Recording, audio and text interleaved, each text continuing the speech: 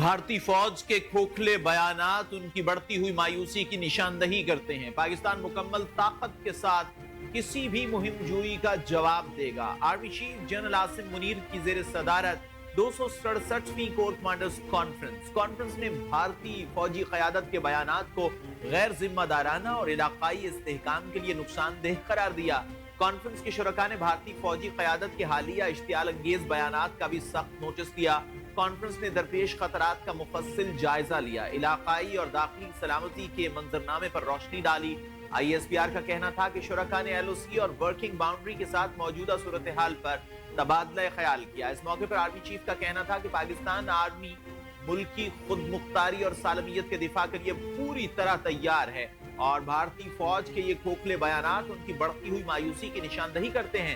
General Asim Munir کا کہنا تھا کہ عسکری قیادت قابل فخر عوام کی بھرپور حمایت سے اپنی آئینی ذمہ داریاں پوری کرنے کے لیے پرعزم ہے۔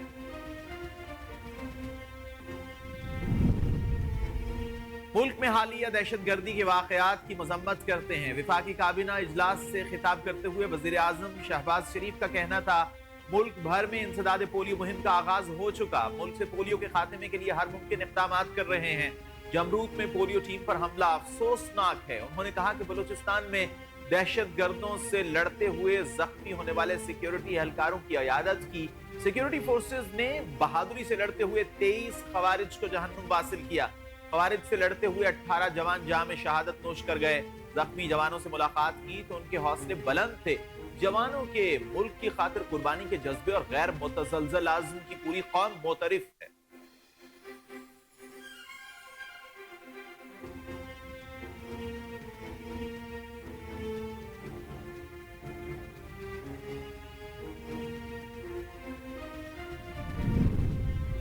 اسلام آباد ہائی کورٹ کے 5 ججز نے سینیورٹی کا معاملہ ایک بار پھر اٹھا دیا۔ 5 ججز نے سینیورٹی لسٹ کے خلاف ریپرزنٹیشن چیف جسٹس اسلام آباد ہائی کورٹ کو بھجوا دی۔ ذرائع کے مطابق چیف جسٹس آف پاکستان یحییٰ افریدی کو بھی ججز ریپرزنٹیشن کی کاپی بھجوائی گئی ہے۔ جسٹس محسن کیانی، جسٹس طارق محمود جہانگیری اور جسٹس بابر ستار نے سینیورٹی کا معاملہ اٹھایا۔ جسٹس سردار اعجاز اسحاق خان اور جسٹس سمن رفعت امتیاز بھی ریپرزنٹیشن بھیجنے والوں میں شامل ہیں، جبکہ جسٹس میاں گل حسن اورنگزیب اور جسٹس ارباب محمد طاہر کی جانب سے الگ سے ریپرزنٹیشن فائل کیے جانے کا امکان ہے۔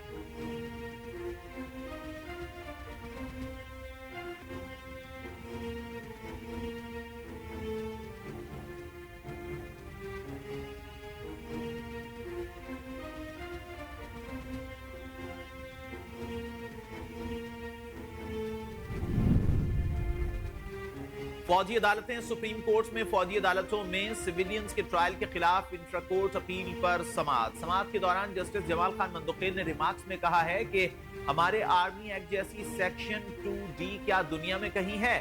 سپریم کورٹ میں جسٹس امین الدین خان کی سربراہی میں 7 رکنی آئینی بینچ نے فوجی عدالتوں میں سویلینز کے ٹرائل کے خلاف انٹرا کورٹ اپیل پر سماعت کی۔ سزا یافتہ ملزم ارزم جنید کے وکیل سلمان اکرم راجہ نے دلائل دیے۔ دوران سماعت دلائل دیتے ہوئے سلمان اکرم راجہ نے کہا کہ ایف بی علی کیس کا 1962 کے آئین کے مطابق فیصلہ ہوا۔ سلمان اکرم راجہ نے جواب دیا، ایف بی علی کیس میں بھی کہا گیا ہے کہ سویلینز کا ٹرائل بنیادی حقوق پورے کرنے کی بنیاد پر ہی ممکن ہے۔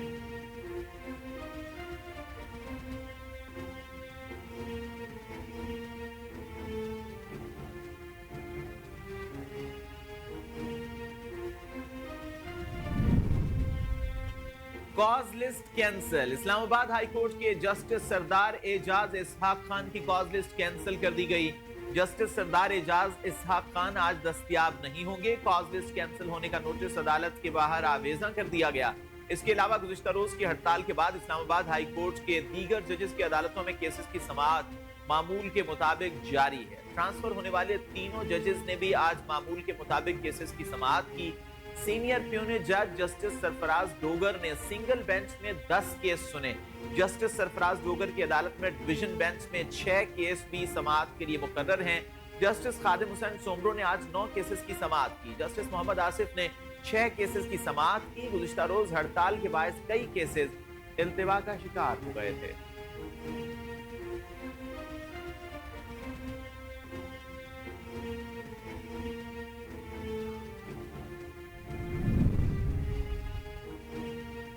सदर ममलिकत आसिफ अली जरदारी दौरा चीन के लिए इस्लामाबाद से रवाना हो गए। सदर ममलिकत 4 से 8 फरवरी तक दौरा चीन के लिए वफ्द के हमरा इस्लामाबाद से रवाना हुए।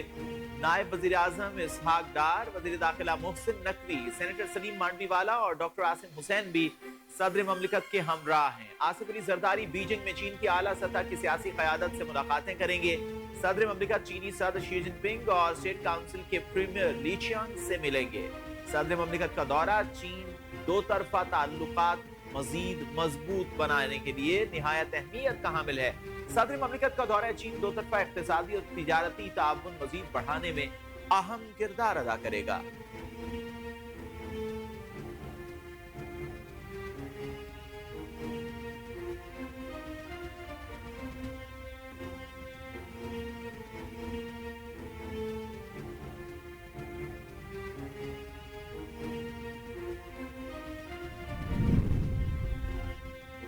वज़ीर आज़म शहबाज शरीफ ने जिना स्क्वायर का इफ्तिताह कर दिया। इस्लामाबाद में इफ्तिताही तकरीब से खिताब करते हुए शहबाज शरीफ का कहना था कि आज इस्लामाबाद में ट्रैफिक के बहाव से मुताल्लिक जिना स्क्वायर मंसूबा मुकम्मल हुआ।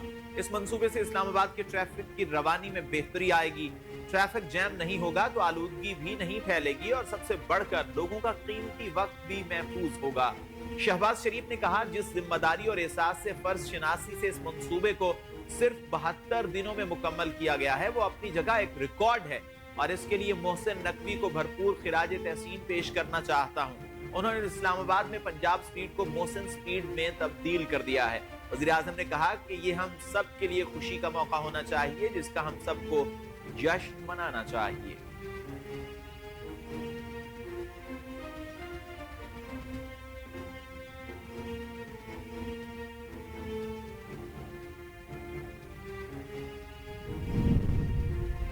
कैंसर काबिल इलाज मरज है और मुनासिब एहतियात से बचाव भी मुमकिन है। कैंसर से बचाव के आलमी दिन पर अपने पैगाम में वज़ीर आला मरियम नवाज का कहना था, कैंसर की तशखीस और इलाज के बारे में अवामी शऊर और आगाही अशद जरूरी है। पाकिस्तान में कैंसर के बायस होने वाली शरह अम्बात तशवीशनाक है। उन्होंने कहा कि कैंसर से बचाव के लिए हर सतह पर हर फर्द को अपना किरदार अदा करना होगा। कैंसर के बायस अपनी माँ को खोने का गम कभी नहीं भुला सकती।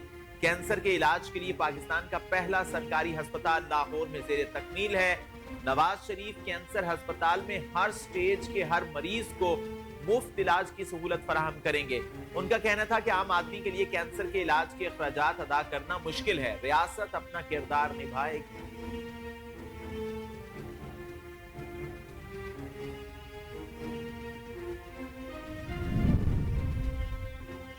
सियासी अदम इस्तेहकाम की वजह से मुल्क रुका हुआ है और पीछे की तरफ जा रहा है। इंसदाद दहशतगर्दी अदालत पेशी के मौके पर मीडिया से गुफ्तगू करते हुए पीटीआई रहनुमा शिबली फराज का कहना था कि मुल्क में 2.5 साल से अदम इस्तेहकाम बरपा है। इस अदम इस्तेहकाम की वजह से मुल्क रुका हुआ है। मुल्क को कोई भी सिस्टम आगे ले जा सकता है तो सिर्फ जमहूरियत है। उन्होंने कहा कि अवाम के मैंडेट को चुराया न जाए।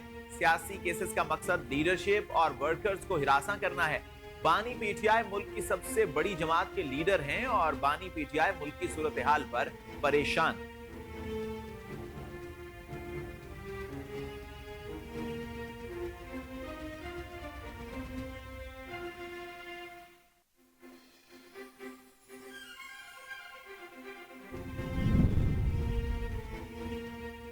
हुकूमत दुनिया भर में सबसे सस्ता हज पैकेज दे रही है। डॉलर के रेट के तनासुब से खित्ते ही नहीं दुनिया का सस्ता हज कराने जा रहे हैं।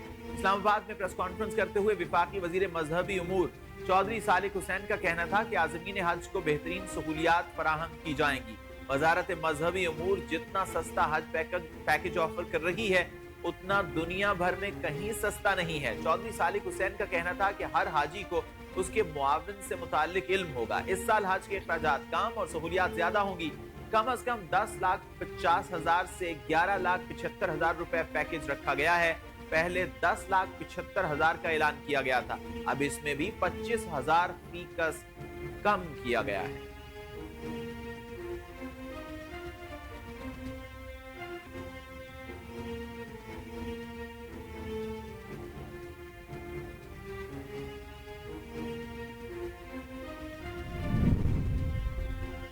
کرم میں امن و امان قائم کرنے کے لیے عمائدین کی دوسری بیٹھک ہوئی جس میں 14 نکات پر اتفاق کیا گیا۔ منیر بنگش کے مطابق کوہاٹ کے جرگے میں 14 نکات پر اتفاق ہوا جس کے بعد معاملات کے لیے مقامی جرگے بنائے گئے۔ مل بیٹھ کر سارے معاملات کا حل خود نکالیں۔ ایک دوسرے سے ملاقات خوشگوار ماحول میں ہوئی۔ انہوں نے کہا کہ کوہاٹ کا جرگہ کامیاب ہوا تو فریقین اکٹھے بیٹھے، مذاکرات کا پروسیس ہوتا ہے، کرم مسئلہ حل ہونے میں وقت لگے گا۔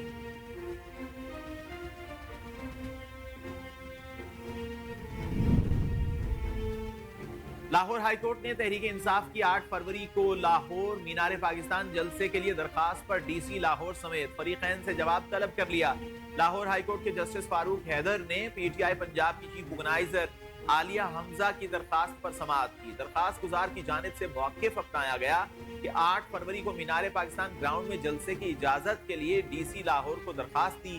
29 جنوری کو درخواست دائر کی گئی مگر تاحال ڈی سی آفس میں کوئی بھی سنوائی نہیں ہوئی۔ درخواست میں کہا گیا ہے کہ پی ٹی آئی جب بھی جلسے کی اجازت مانگتی ہے تو امن و امان کا مسئلہ بنا لیا جاتا ہے۔ عالیہ حمزہ کو ہراساں کیا جا رہا ہے۔ درخواست واپس لینے کے لیے دھمکیاں دی جا رہی ہیں۔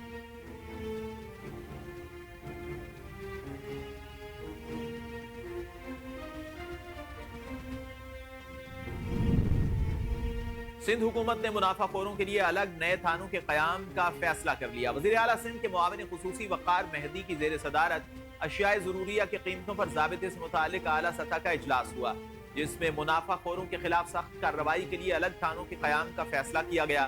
تھانوں کا دائرہ اختیار پورے سندھ میں ہوگا اور یہ تھانے منافع خوروں کے خلاف کارروائی کرنے کے مجاز ہوں گے۔ نئے قائم کردہ تھانوں میں محکمہ بیورو آف سپلائی اور پولیس کا عملہ شامل ہوگا۔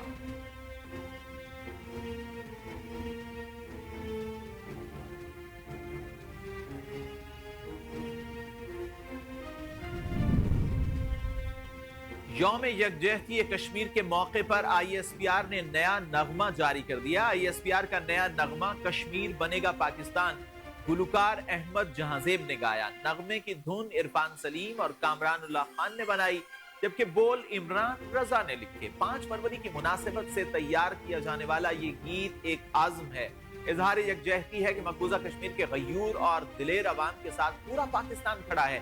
ترانے کے آغاز پر حریت رہنما سید علی گیلانی کی تاریخی تقریر دکھائی گئی ہے جس میں انہوں نے کہا تھا کہ اسلام کی نسبت سے پاکستان ہمارا ہے اور ہم پاکستانی ہیں۔ اسی کے ساتھ انہوں نے جمع غفیر سے آزادی کے نعرے بھی لگوائے۔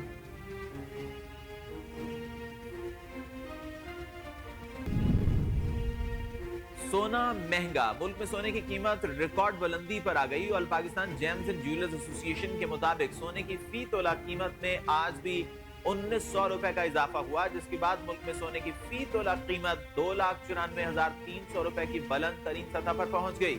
10 گرام سونے کی قیمت بھی 1629 روپے اضافے سے 2,52,314 روپے ہو گئی۔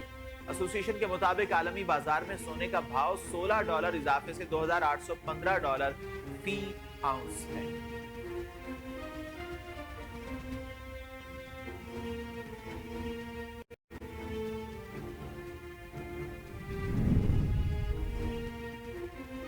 آئی سی سی چیمپئنز ٹرافی میں پاکستان اور بھارت کے درمیان میچ دبئی میں کھیلا جائے گا جس کے ٹکٹس کی ریکارڈ فروخت ہوئی ہے۔ پاک Bharat match Dubai cricket stadium میں 23 فروری کو ہوگا جس کے ٹکٹس 45.6 ملین درہم میں فروخت ہوئے ہیں۔ چیمپئنز ٹرافی کے دیگر میچز کے ٹکٹس کی بھی حیران کن فروخت ہوئی اور دبئی میں تمام میچز کے ٹکٹس 88.55 ملین درہم میں فروخت ہو چکے۔ پاک بھارت میچز کے ٹکٹس کی قیمت 500 درہم سے 12,500 درہم تک تھی۔ پاک بھارت میچ کے ٹکٹس کی فروخت پاکستانی روپے میں 3 ارب 40 کروڑ روپے سے زائد بنتی ہے۔